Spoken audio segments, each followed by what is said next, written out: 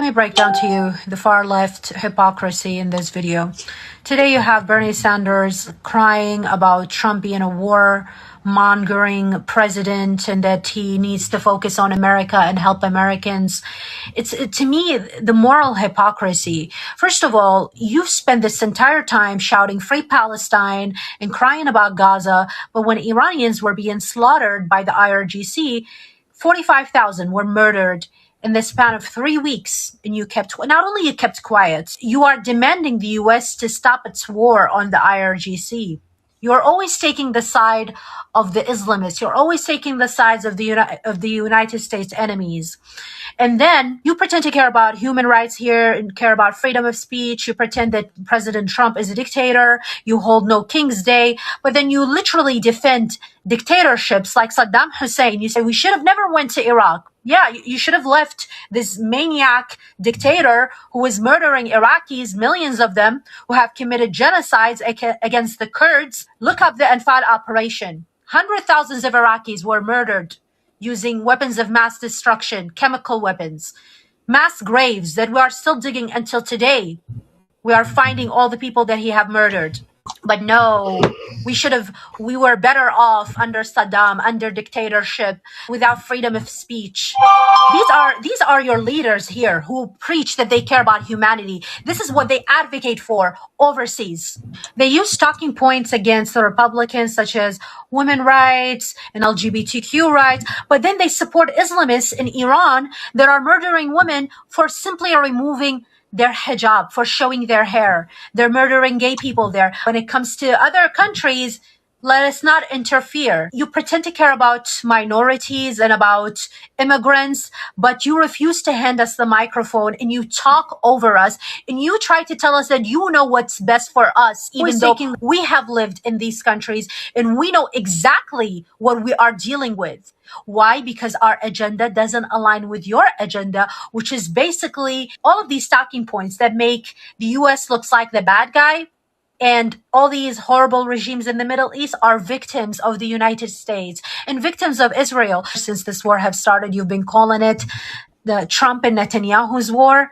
But you never talk about the Arab countries that have literally warned us 7 years ago. They gave us a date. They said by the end of 2025, if you don't disarm the IRGC, they will have a nuclear bomb and it will be too late. And this is not even the UAE. If you're going to call the UAE Zionist, this is Saudi Arabia. All the Arab countries, all of their intelligence have advised the US to do that. Today, all the Gulf countries are pressuring Trump to continue the war and to continue to strike the Iranian regime or the Mullah regime. But you never mention the Arabs. You call it Israel and the US war. Do you know why they're not mentioning the Arab countries? Because then they will show the world that all of these countries are against the IRGC. They must be right. They will look like liars to you. So what do they do instead? They talk over us. They steal the microphone from the people who are affected by the IRGC. And then they preach to you about human rights. We're anti-war. Everything, every term that they have used.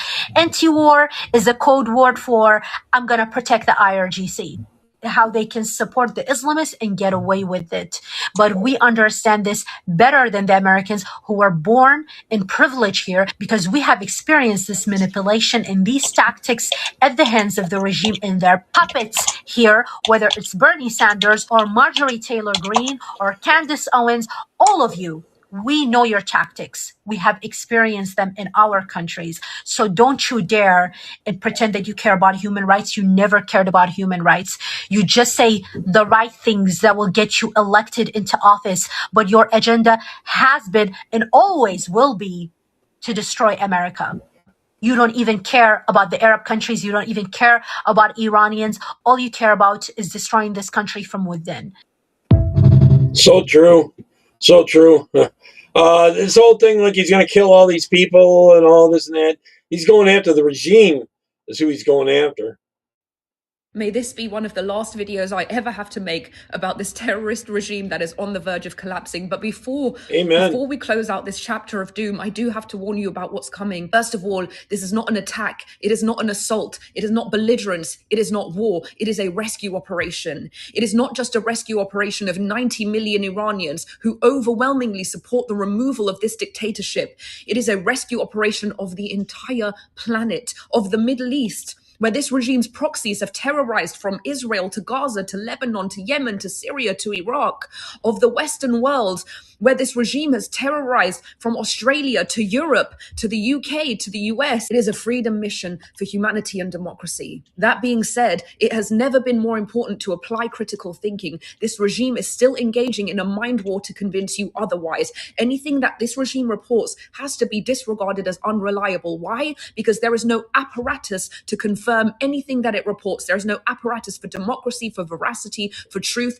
There is just a propaganda arm. There is no free press. There is no free speech. Whatever tells you is a carefully constructed narrative that they've been building for weeks, months, if not years. Please think carefully. As soon as this regime's basis was struck, it didn't report back to Western media that its officials had been killed. It reported back that Iranian schoolgirls had been killed. Why not just say that 2,000 starving infants in an orphanage had been massacred? And that same Western media, the same Western media that ignored when tens and thousands of protesters were slain by this regime, were the first to report its lies. Makes you wonder, doesn't it? Makes you wonder, what side does Western media stand on anymore? Are you on the side of freedom? Are you on the side of truth? Are you on the side of humanity? Are you on the side of democracy? Or are you on the side of the terrorists? And if you didn't understand just how depraved this regime is, then understand this. After it slaughtered tens and thousands of protesters, their family members told us that they never gave those bodies back. Why? So that they could repurpose them later and claim them as casualties of war. I promise you that you do not understand the scale of the operation that we are dealing with here. You do not understand the mind war. Forget what the mouthpieces are saying to you. This is a watershed moment in history. It is a rescue operation for not just 90 million Iranians, but for the Middle East and for the entire world. And I don't care where you have stood up until now. I don't care how many times you believed the lies. I don't care how many times you ignored our cries. I don't care how many times you ignored humanity. All is forgiven. All I ask is that you stand on the right side of history today, because this is our moment. This is our liberation movement. This is the Iranian Independence Day. So stand with us. I tried it on Wimkin. I wouldn't let me get a key. He wouldn't let me get a key to go live there. I tried about just a little bit before I went live, 10 minutes before I went live. I don't know. It don't seem to be working. I don't know. We are dying here. Our regime told us that we are winning, but This is some of the former fighters in Iran, soldiers, RGC or whatever it is, IRGC. I never get the letters right. And these are a lot of them that are quitting. So we are dying here. Our regime told us that we are winning, but we are afraid, and we don't even know why we are fighting for. In the past several days, a wave of videos has begun surfacing across encrypted Telegram channels and social media platforms. Videos that the Iranian regime is scrambling to suppress. In them, soldiers wearing the uniform of the Islamic Revolutionary Guard Corps are speaking directly to camera. Their voices low, their faces partially hidden. They are not celebrating victory. They are not reciting state-approved battle cries. They are confessing that their bases were destroyed faster than anyone told them was possible, confessing that their commanding officers vanished when the bombs started falling, confessing above all that they do not want to die for a war they were never honestly told they were about to fight. This is breaking news, not because the videos are being broadcast on state television, but precisely because they are not. And what happens when soldiers start filming themselves like this has historically been one of the clearest early signals that a military force is approaching internal collapse. Within hours, the video gets viewed by hundreds of thousands of people across networks that Tehran cannot fully shut down, because shutting them down completely would require publicly admitting they exist. This is not an isolated incident. Analysts tracking Iranian Telegram networks have documented a clear and accelerating pattern of similar videos emerging from multiple locations: Isfahan, Avaz, Kermanshah. The soldiers in them share strikingly consistent themes, which is itself significant. Coordinated lying sounds coordinated. Coordinated fear sounds like the truth. 3 things these soldiers keep saying. The first recurring theme across these videos is shock at the speed of military destruction. Soldier after soldier describes being told that Iran's domestically developed air defense systems, particularly the Bavar 373, built painstakingly over 2 decades to replace Russian systems destroyed by Israel in 2024, were impenetrable. Then watching those systems disappear from radar screens, not over days or weeks, but within the opening hours of American strikes. One soldier, reportedly from an IRGC air defense unit, put it in words that land like a gut punch. We were watching our own blindness happen in real time.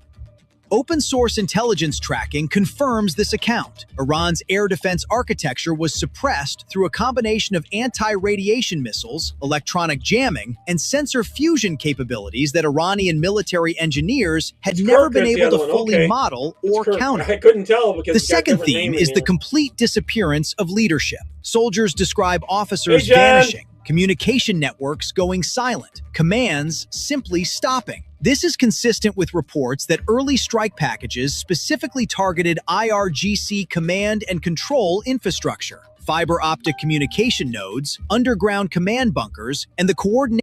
Well, what's up with Wimpkin? Is it just down today, or is this going to be down for days? Nation systems that were supposed to hold Iran's military nervous system together under fire. The body was still moving. The brain had already been severed. The third theme is the most politically explosive of all. These soldiers are not just saying they are afraid, they are asking on camera what they were actually fighting for.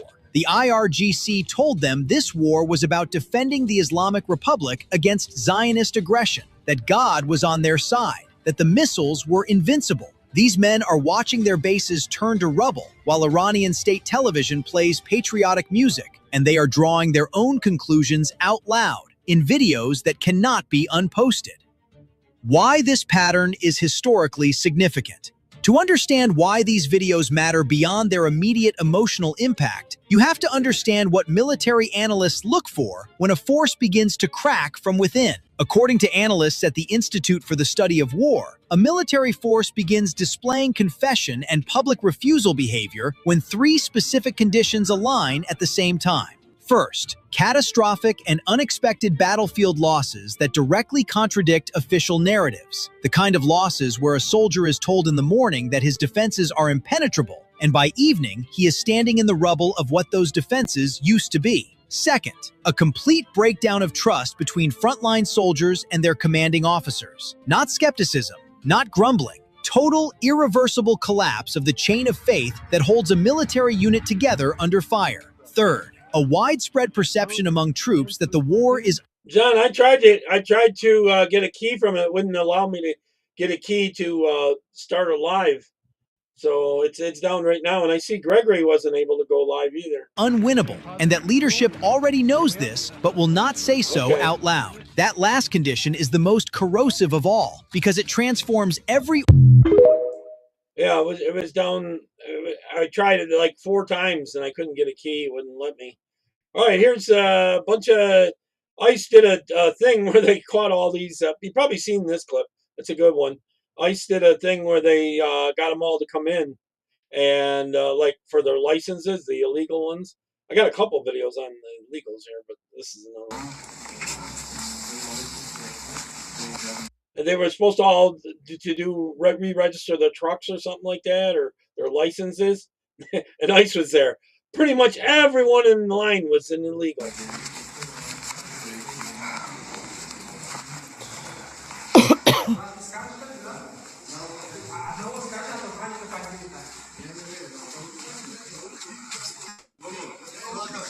You might have seen this one, but I saved it a little while ago. I was doing other stuff over the weekend here. Lives on other issues.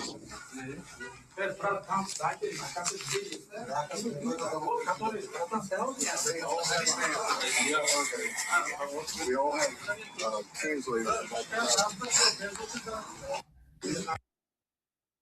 Yep. I thought that was smart, actually. All right, here's some breaking news about Gavin Newsom and that lion. We are paying on average $2. This is and if you're in California, there's places that have $10 gas there now. We are paying on average $2. They added some 90 cents tax on it. Well, Gavin Newsom did. A gallon more than the national average for drivers across the nation. And an expert on the oil and gas industry told me the math behind California's gas prices doesn't add up. In fact, prices vary widely across the state. Take a look at this station in Big Sur. Regular unleaded will now cost you nearly $9.50 per gallon, with drivers paying almost $10 for premium. Here in the Bay Area, prices How well does the chat work in here? aren't quite that high yet, but they are hovering around $6 a gallon. Out of pocket, 100%. I definitely see it. I'm just like, oh my God. It's a daily struggle for local drivers and sticker shock for visitors. This man says regular gas was $2.30 a gallon when he left home in Oklahoma City. And I'd hate to add everything up to see what I spent on gas. The war in Iran and its effect on the key shipping lane for so much oil is fueling the overall jump at the pump nationwide. But drivers say that doesn't explain why it's so much more here. We asked the experts. About half of that is due to higher taxes and environmental fees and the higher cost of producing California's cleaner burning gasoline. Dr. Severin Borenstein is faculty director of UC Berkeley's Haas Energy Institute, and he has a name for the extra buck you pay in California. The difference is what I call the mystery gasoline surcharge. Dr. Borenstein says before 2015, when a refinery closed in Torrance, California's gas prices were largely in line with the national average, with another 90 cents to a buck tacked on for our state's gas taxes and environmental costs. But see, 90 cents to $1 on top of it. But with prices now $2 above the average, the math makes no sense even to the experts. Since 2015, California's additional payments for gasoline above what's justified by taxes and environmental costs is amounts to over $60 billion. Dr. Borenstein says limited refining capacity and the state's specially mixed cleaner burning fuel account for about a third of that extra dollar. Most of the differential actually occurs downstream, somewhere in the distribution, marketing, and retailing of the gasoline. Now the state has impaneled a new California Energy Commission division to investigate the so-called mystery surcharge. A lot of those panels, they end up spending billions and millions of dollars, and nothing comes of it. Yeah, I think 100% investigate it. If we're paying more for no reason, or we don't even understand why we're paying more, 100% investigate it. California also lost a large oil refinery last year near LA, and the Valero refinery in Benicia is set to close this month. Dr. Borenstein says the loss of those two refineries and uncertainty around the state's ability to get the refineries are closing because they're regulating them to death. Other oil imports could lead to even higher gas prices here. In San Jose, Tom Jensen, NBC Bay Area News. So it has to be refined somewhere else and then trucked in, which adds costs. Most of the people get all upset when they see this flag. Oh, not me. Oh, that's good. I says, I want you to film this because I'm going to beat him up. Okay. Okay. Now, most of the time, yeah, hold this flag. I'll hurt you. Most of the people get all upset when they see this flag. Oh, not me. Oh, that's good. You know? Now, what do you call this flag? It's a Confederate. What type of? You know, the original flag was similar to the Stars and Stripe one, for the Confederate one, but on the battlefield it was hard to tell them apart, so they changed the flag. Confederate flag. It's called a battle flag. A battle flag. Now, this is not the national flag. This is the Confederate flag. Okay. That is So a you know, I just don't believe it, man. see the stars? See the bars?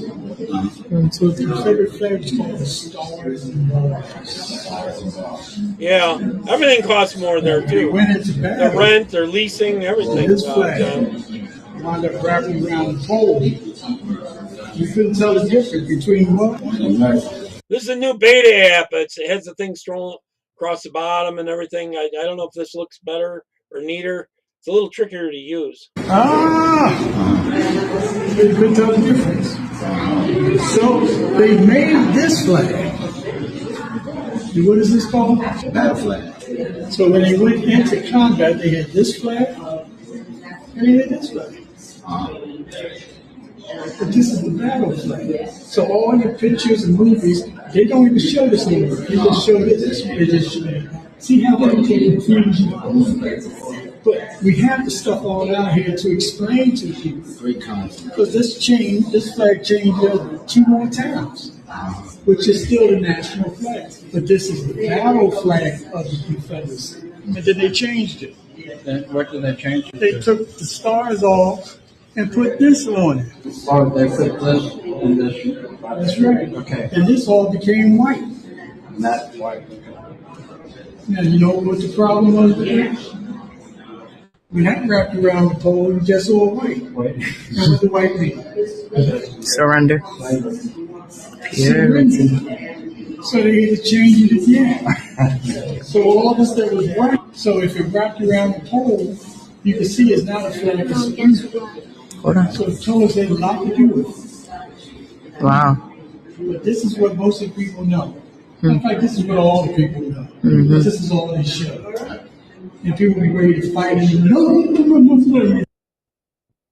BBC did a fucking article about is the UK too dog friendly? A couple of things on that. Number one, no one was asking that question. Right, just sort of from how I would normally approach this, no one was asking that question. You're just being absolute CUNTs. No one was asking, is the UK too dog friendly? That's a question you posed. No normal person asking that question. So at no point should we try and answer that question, because the question itself is a contrivance.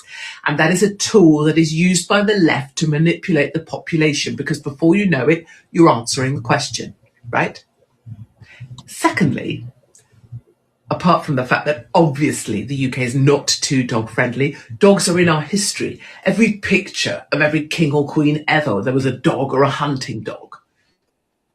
And finally, I think many dog people know, as I do, that dogs are actually marvellous and a lot better than, I would say, 85% of the population. Not us, obviously, because we're all perfect. You can disagree with me, I will still consider you perfect because you're open-minded enough to be here and laugh. We're not too dog friendly. We're too fucking illegal friendly or asylum seeker friendly. Yes, exactly. But we're not too dog friendly, not at any point. I mean, I'm quite unfriendly to some dogs already. I don't really agree with, and this is where we will differ. So I appreciate someone's going to go, oh, I'm offended. I've got a cockapoo. I don't really, because I'm a country person. So I have working dogs that eat rabbits and lesser people from towns. I don't really agree with dogs on strings. I don't agree with pretend dogs, really. I don't want to say don't agree. I'm not a fan. I'm not a fan of a ockapoo, pockapoo, fuckity doodly poodle, poodly woodly, shoodly poodly, foodly shoodly. I bet you she's actually drunk by then. I've got a Labradoodle. She is a drinker. No, you haven't. You got a mongrel that you paid fucking big bucks for. You're mental. Yep. Watch this about meat, the meat producers. We are here at the Cargill Meat Factory in Fort Morgan, Colorado. This is the biggest employer in this very small town of only 12,000 people. About 25% of their workforce is Somali and many Haitians as well. And the reason why I bring this up is because the TPS status for Haitians was supposed to end on February 3rd, but a DC judge blocked it on February 2nd. And so now we're waiting until May or June to see what happens. And for Somali people, their termination was set for March 17th, but on March 16th, a district court in Massachusetts issued a stay, also blocking it. And so that is a large portion of their workforce that is still allowed to stay here. And I'm going to quickly go to this massive housing project that they're doing, investing $40 million in housing to make the lifestyle better. Apparently, the reason why they hire refugees over Americans is because Americans don't like the way that it stinks so bad over here and that the job is not very easy to do. And also, they can pay them a little bit less. But let's hurry. Let's quickly go go to that apartment complex that I believe is going to have 81 apartments and 21 townhomes, and it's affordable housing. So they're going to be able to get one bed for $1,095, a two bed for $1,300, a three bed for $1,595. And so it'll be interesting if they do end the TPS status to see how Cargill could automate their services, if they'll use more robotics and stuff. So these are the brand new townhouses that they have built for their workers. And I have to say that they look absolutely lovely, brand new. I love the coloring.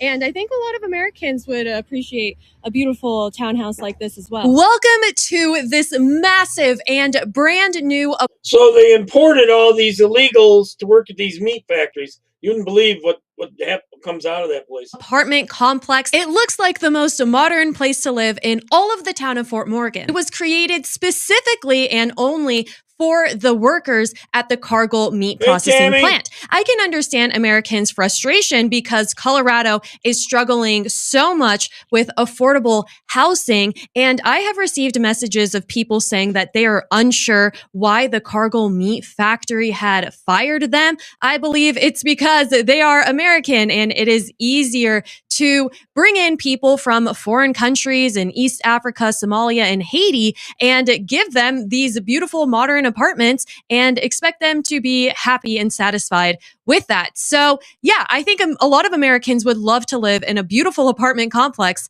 like this one. Then I headed to the other massive meat producer in Greeley, Colorado, which is JBS. And because it was a Saturday, there wasn't people who were actively striking outside. However, they are still on a strike. It's very interesting to see how the union is putting together these protests with the signs and everything, and also how it ties into immigration, because pretty soon it's likely, I guess, the ones that are protesting are all illegals, that a large portion of their workforce, they say 80 to 90% of JBS's workforce is foreign born. So a lot of them might not have permission to work in the United States anymore if the TPS status actually does end, but I don't know if it's ever going to end. So let's go ahead and check out some footage of what those protests were like. If you don't get it, shut it down. If you don't get it, shut it down. If you don't get it, shut it down. Shut it down. Shut it down. Shut it down. Shut it down. Shut it down. Send them home. You are witnessing people who were recruited into the country specifically to work at this meat processing plant. And now they are outside of the plant, refusing to work, screaming, "Shut it down." So why did you bring them in the first place? Now, I'm going to be stereotypical and just say that they're going to go on to become small business operators, open up halal meat shops, and change the demographic of Main Street in Greeley completely. Also, a lot of them are here on temporary protected status, but judges keep blocking that. And so why is it even called temporary protected status when I bet you they're getting government money besides working there? it should be more like, oh, here's just a way to come into the country and live here for as long as you want. You don't have to work. You don't have to do anything. Just stand out on our streets and protest all day. Yeah. One thing about Haitian is you have to know we are very strong. I mean, after all, we're the first black nation. Whenever we have a chance as Haitians to get together and protest against something, it always comes like automatically. We just start staring it. When we fight, we win. And this is Local 7. Every time we take a fight, we win the fight. So we just have to... So I have been noticing from more recent posts that are not getting any traction on TikTok, but they are showing people getting arrested by the police. This is becoming a violent uprising happening at this JBS plant in Greeley, Colorado, a very calm and quiet farming town where everybody just wants to be left alone, but they have been completely invaded and are now being taken over. Good question, John. I don't know. That's scary. There's some protests I got later on. I think I got some videos about that. This woman right here is Chuck Schumer and the entire Democrats' worst nightmare, as she completely dispels and fights back against one of their main talking points. You've got to check this out. In 1991, my parents and I went to have lunch at a local cafeteria with a friend of mine that was managing the cafeteria that day. We'd finished eating when all of a sudden this guy drove a pickup truck through the floor-to-ceiling window. It came crashing in and ended up maybe 15 feet from me. Of course, we thought it was an accident. And I rose up and began to go help the people that he had knocked over. But then we heard gunshots. And my father and I immediately got down on the floor. We turned the table up in front of us. My mom got down behind us. And the shooting continued. Now, at that time in 91, we weren't seeing these mass shootings that we're seeing now. So I was waiting for him to say something like, all right, everybody put your wallets up on the table. Or I thought maybe it was a hit. Maybe there was somebody important in there. But the shooting continued. I'm going to tell you, it took a good 45 seconds, which is an eternity, to realize that the guy was simply going to walk around, take aim, pull the trigger, go to the next person, take aim, pull the trigger. He was executing people.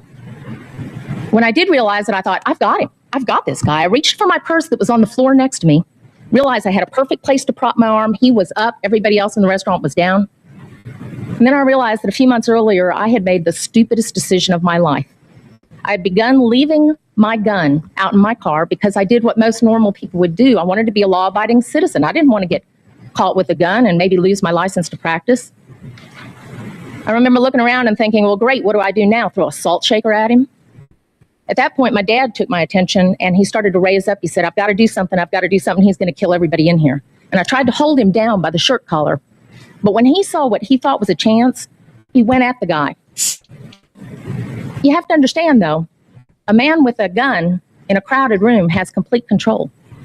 My dad covered maybe half the distance, and the guy just turned and shot him in the chest. My dad went down in the aisle maybe 7 or 8 feet from me, and he was still alive and still conscious, but as dreadful as this may sound, I saw the wound and I basically wrote him off at that point.